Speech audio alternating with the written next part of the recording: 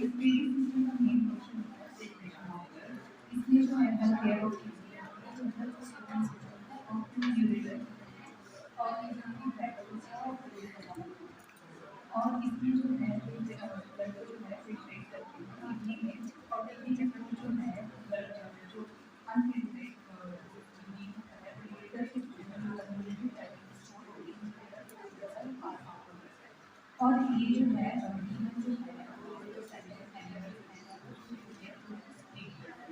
और ये मेरी ब्लैडर है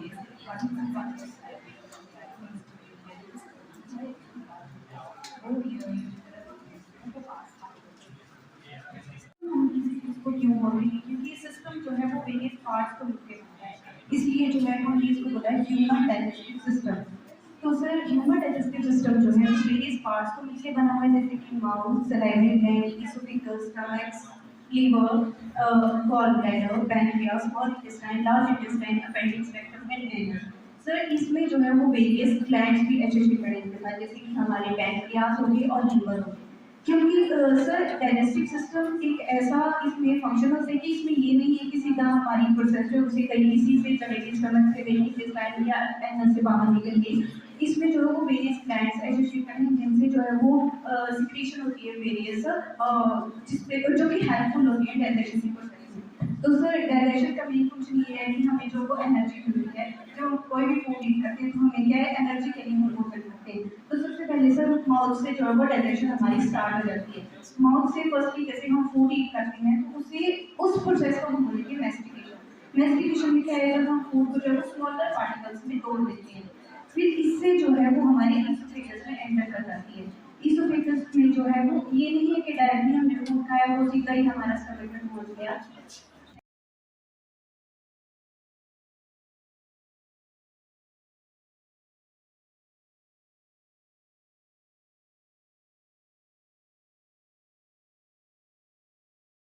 सबसे पहले तो मैं चंदेल जी का, डॉक्टर साहब का धन्यवाद करूंगा कि इन्होंने मुझे ये मौका दिया कि आपके बीच में आने का और आप बच्चों के साथ जो है वो बातचीत करने का मौका दिया। इसके लिए मैं इनका तहे दिल से शुक्रिया करता हूँ।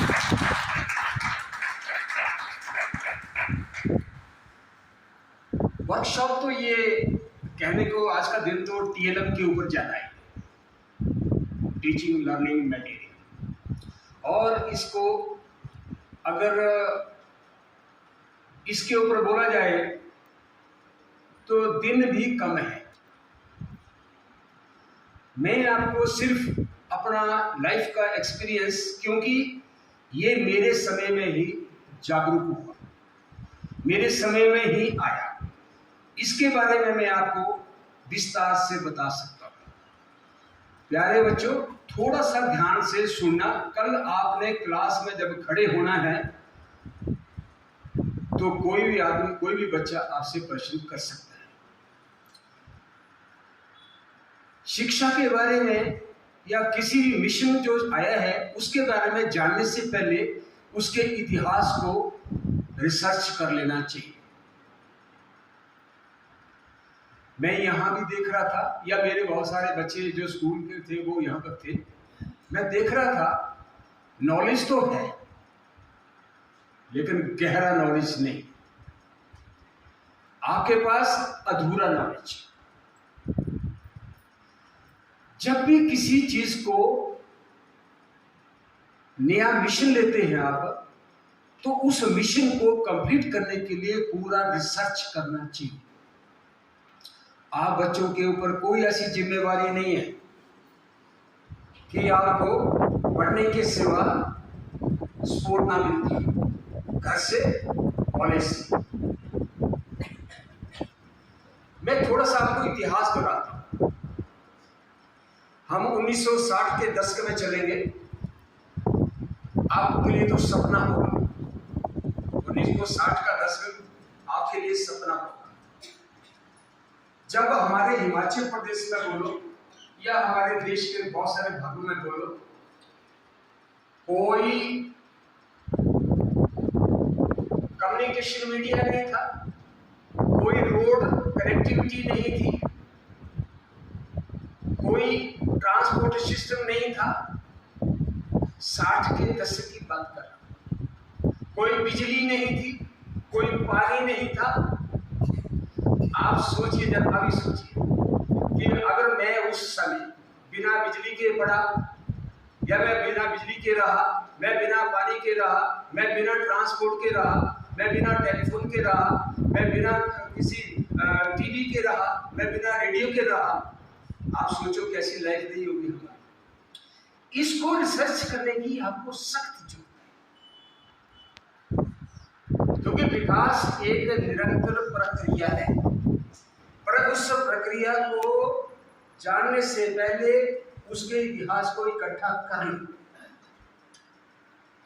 देखिए आपका माइंड क्या बोल रहा होगा कि कैसे हम कौन सी शताब्दी के आदमी रहे होंगे। और मिट्टी का तेल आपने देखा, कई बच्चों ने मिट्टी का तेल भी देखा होगा। हमारे पास एक छोटा सा लैंप होता था, लैंप बोलते थे हमारी देसी भाषा में, काला सा, उसके ऊपर ऐसे बत्ती सी निकली होती थी, उसमें डालकर हम रात को उस लैंप की लाइट में पढ़ते थे। आपके कमरे में 4 ट्यूब लगी होगी, एसी लगा होगा, फैन लगे होंगे, और हमारे समय में देखिए, मैं फॉरेन से नहीं हूं, मैं खरवाड़ से बोटा सुना होगा आपने, जगाधरी बोटा। मैं रोज सुबह वहां जाता था पढ़ने के लिए और वहां से वापस आता था। मैं नहीं, मेरे समय के बहुत सारे भोरन में, बरेली में, गलोड़ में चंद 4-5 स्कूल होते थे। अच्छा, वो 10 के चला, चलो हमारे टीचर, देखिए उस टाइम टीचर का भी मैं आपको थोड़ा सा छाप बताता हूं। बहुत लोग इंटेलिजेंट होते थे, बहुत इंटेलिजेंट होते थे। ये मैं आपको टीएलएम के ऊपर ले जा रहा हूं अभी आपको, पर वो अपने एक्सपीरियंस से पढ़ाते थे।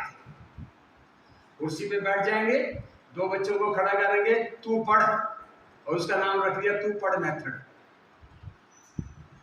तू पढ़ मेथड मतलब टीचर कुर्सी पे पसंद के बैठ गए और उसके बाद 2 बच्चों को खड़ा कर दिया, पढ़ो। और उसमें जो 40 या 50 की क्लास है, उसमें 10% बच्चे सुन रहे थे और बाकी के बच्चे नहीं सुन रहे थे। 10% में से 4% एक्शन कर रहे थे, 6% सिर्फ आंखें खोले हुए थे। चलिए, विकास शुरू हुआ, 70 का दौर आया, 80 का दौर आया, फिर 84, 86 का दौर आया। 86 में जब ये सीनियर सेकेंडरी हो गए, बहुत सारे स्कूल जो 10+ सिस्टम इंट्रोड्यूस हुआ, मैं बड़ी बातें नहीं करूंगा। उसके बाद जो है वो मैं आप तक आता हूं 2002 में, कईयों की डेट ऑफ बर्थ नहीं होगी अभी। 2002 में जब मैं प्रिंसिपल लमड़ू था, तो ये नया सिस्टम आया, इसका नाम था SSC, सर्व शिक्षा अभियान। और जब ये आया तो उसमें एक अटैची आई, और उस अटैची में 900 पेज का किताब आई और बाकी गाइडलाइंस आई प्रिंसिपल के लिए। और उस टाइम मैं लमड़ू की बात करूं, जिन बच्चों, मेरे पास 11 स्कूल थे जो आज सारे सीनियर सेकेंडरी हो गए। उस टाइम कोई मिडिल था, कोई हाई स्कूल था। इतने लोगों को ट्रेन करना, टीचर्स को। पर इससे पहले हमें ट्रेनिंग दी गई। पहले हम SCRT सोलन गए, उसके बाद हम गुड़गांव गए, उसके बाद गवर्नमेंट कॉलेज धर्मशाला गए, उसके डिप्टी डायरेक्टर हमीरपुर गए, उसके बाद डाइट में अपने नदौन में गए। पहले हमें ट्रेन किया, फिर हमने टीचरों को ट्रेन किया, और सर्व शिक्षा अभियान आने के बाद ये सारा सिस्टम जो आपने देखा। पहले स्कूलों में बैठने के लिए ना घर से बोरी लानी पड़ती थी, और बोरी जो ले जाते थे वो रिच लोग होते थे, और जो फट्टे लेते थे वो गरीब लोग होते थे। क्यों चंदेल साहब, आपने सोचा होगा आज आपके बाद में पहले क्या टाट शुरू हुई, फलाना हुआ, अब जो है सब SSC आया, डेस्क आ गया। आज का आप देखें इंफ्रास्ट्रक्चर स्कूलों में, जहां से आप +2 करके आए हैं, सारी की सारी सुविधाएं वहां पर आपको उपलब्ध है। फ्री बुक्स, फ्री खाना, फ्री वर्दी, सिलाई free, desk free, transportation system free.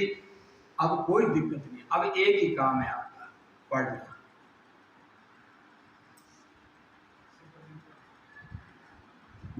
अब आपका काम एक ही है, पढ़ना और पढ़ाना। हमें तो ये नहीं समझ आता है, आज के आप बच्चों को जब आप क्लास में जाकर खड़े होंगे, आपके पास क्या तजुर्बा होगा। बीएड करने से, फाइनल बीएड करने से, एमए करने से, एमफिल करने से गुजारा नहीं होता। आपको पता है, आपको कंपटीशन के लिए तैयार होना है। 1998 का बैच बीएड का आर्ट्स का अभी शुरू हुआ, मतलब 25 साल अभी पहले जो इन्होंने बीएड की है वो अभी लगे नहीं है। लेकिन 2018 के 20 के लग गए, वो कंपटीशन में निकल गए, कमीशन में निकल गए। ऑप्शन सारी है, वहां भी ऑप्शन है आपको, कमीशन के थ्रू टैलेंट आपका होना चाहिए।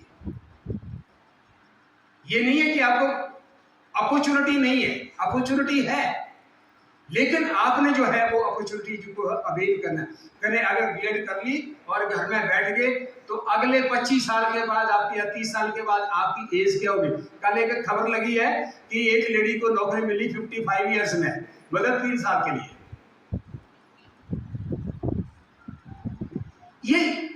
ये मैं आपको मजाक नहीं बोल रहा हूं, या आपका मजाक नहीं बना रहा हूं, ये हमारा मजाक बना हुआ है।